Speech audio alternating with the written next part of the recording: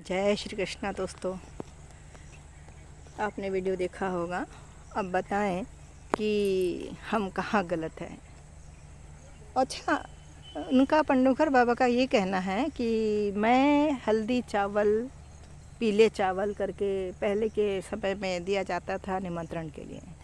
तो उनका ये कहना है कि मैं पीले चावल नहीं भेजा, आप लोग क्यों आए हो, आप अपने हिसाब से आए हो। अरे पंडोखर बाबा जी, गुरु शरण महाराज जी, थोड़ी शर्म आनी चाहिए आपको कि वीडियो में आप क्यों दे रहे हैं। आप ये सारे के हाँ ये अच्छा हो गया, वहाँ वो अच्छा हो गया, ये झूठे झूठे वीडियोस क्यों बनाते हैं आप। तो ऐसे यही नहीं है, करौली सरकार का भी यही नज़ारा है। और आपको ये बताऊं कि मैं इसके पहले पंडोखर बाबा जाने के पहले मैं करौली सरकार भी गई थी। अब उसकी बात बाद में बताऊंगी। जब मैं यहाँ आई और यहाँ मैंने उनसे बताया गुरु शरण महाराज से कि मैं करौली सरकार से आई हूँ, वहाँ मुझे आराम नहीं हुआ, तो करौली सरकार की बात पे इनने बहुत गंदा गंदा शब्द का इस्तेमाल किया और कहा कि आप उनसे पैसे क्यों नहीं वापस मांगा। तो जब वो उनसे पैसे दिलवाने की बात करते थे तो ये खुद क्यों नहीं दे रहे हैं। और मेरे पास पूरी रसीदें हैं, A to Z सारी चीज़ें हैं। तो एक समय आएगा कि मैं करौली सरकार का भी आप लोगों को वीडियो दिखाऊंगी, और जो मैंने वीडियो बनाए हैं वो, और मैंने पंडोखर धाम का भी मैं वीडियो दिखाऊंगी। तो आप लोग से फिर से एक बार विनती है कि आप लोग इस चीज़ को सीरियस लें। ये हंसी मजाक वाली कहानी नहीं है, ये आप बीती और मेरे समान ऐसे कई लोग हैं जो बोल नहीं पा रहे हैं। और पंडोखर धाम का एक बात और मैं आपको, जो मेरे सामने हुई है, प्रत्यक्ष गवाह हूँ मैं इसकी।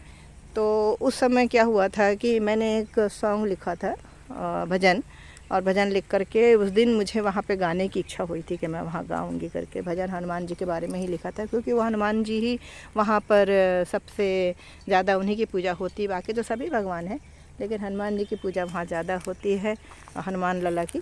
तो हम यही सोचे थे कि हम ये भजन हम अर्पित करेंगे अपने हनुमान जी को, ये सोच के हमने भजन लिखा था। उस दिन गुप्ता जी का केबिन, वहाँ पर गई मैंने, जहाँ वो पैसे इकट्ठा करते हैं। गुप्ता जी बड़े चाव से बहुत पैसे इकट्ठे करते हैं भाई, गजब के पैसे इकट्ठे करते हैं। तो जब वो पैसे इकट्ठे कर रहे थे ना, हर किसी को बता रहे थे कि हाँ तुम ये मिल के आए हो, और अभी बता रहे थे कि हाँ बाबा ने ये आपको बताया है, महाराज ने ये बताया, महाराज ने वो बताया, आपको इतने पैसे जमा करना है, सब उनका एडवाइस कर रहे थे। तो मैं वहाँ बैठी थी गाने के लिए, बताने कि मैंने सॉन्ग लिखा है, मुझे यहाँ पे भजन गाना है करके। तो वो उसके लिए मैं वहाँ वेट कर रही थी। उस समय मैंने देखा कि एक बिल्कुल सूखे सूखे से दो व्यक्ति, मतलब एक हस्बैंड वाइफ कपल, वो दोनों आए और उन्होंने अपनी पर्ची जो गुरु शरण महाराज को दिखा के और लेके आए थे। तो वो कहने लगे कि हमको तो महाराज ने बोला कि आपको बेटा हो जाएगा, तो आप बताइए हमको और क्या क्या करना है। तो उन्होंने बोला कि पैसे जमा करने हैं, इतने इतने पैसे जमा कर दो, हवन कर दो, ये सब दुनिया भर की कहानी वही उनसे ही बता रहे थे। तो हम देख रहे थे उसको, मैं इनको देखी, इनकी हालत इतनी ख़राब है सूख के कि शायद उनका वज़न ही शायद 40 से भी कम होगा। जो लेडी थी उसका वज़न शायद 40 से भी कम होगा। तो मुझे अनायास मैंने उसको पूछी कि मैं, क्योंकि शक तो मेरे को पड़ ही गया था ना, और अब मैं वहाँ से लौटने की कोशिश कर रही थी कि यहाँ कुछ होने वाला नहीं है। पर मेरी ऐसी मनसा होती है कि यदि मैं ठोकर खाई हूँ तो किसी और को ठोकर खाने ना दूँ।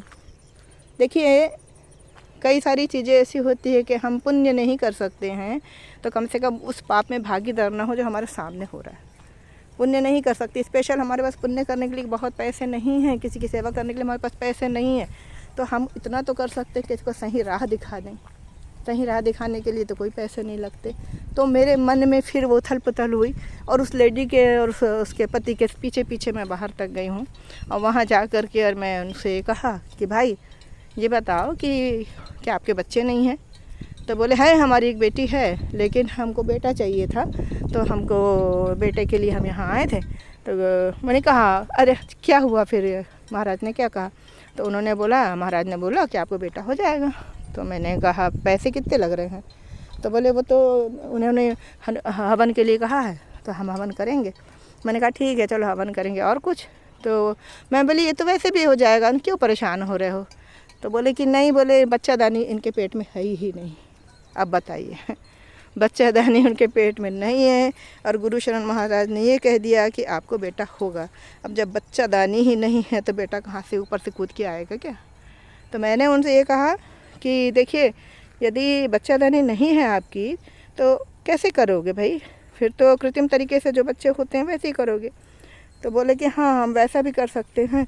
तो मैं बोली, आपकी इतनी गरीबी हाल दिखती है, इतने पैसे कहाँ से लाओगे? तो बोले, हमारा 1 एकड़ खेत बचा है, बाकी तो हमने सब बेच दिया, लेकिन 1 एकड़ खेत बचा है तो हम उसे बेच करके और हम अपना जो भी है बच्चे के लिए हम एक करेंगे। मैं बोली, तुम लोग जैसे बेवकूफ़ व्यक्ति नहीं देखा मैंने। अरे हाथ पैर देखो, तुम्हारे ऐसी हालत हो रही है कि एक धक्का कोई मारे तो गिर जाओगे। बच्चा भी चाहिए, गरीबी हालत है, थैली में सामान लेके घूम रहे हो, चना मुरमुरा खा रहे हो, और बच्चे के लिए 1 एकड़ खेत बेच दोगे, और नहीं हुआ तो दोनों मेरे मुंह को देखने लगे। फिर मैंने उनको कहा, मैं बोली, नहीं भाई, ऐसा मत करो, जब बच्चादानी है ही नहीं तो इस मेडिकल के चक्कर में क्यों भाग रहे हो आप? एक बेटी है, आप उस बेटी को लेकर के उसको अच्छे से पढ़ाइए, 1 एकड़ खेत है, वो आपके जीवन के लिए बहुत ज़रूरी है।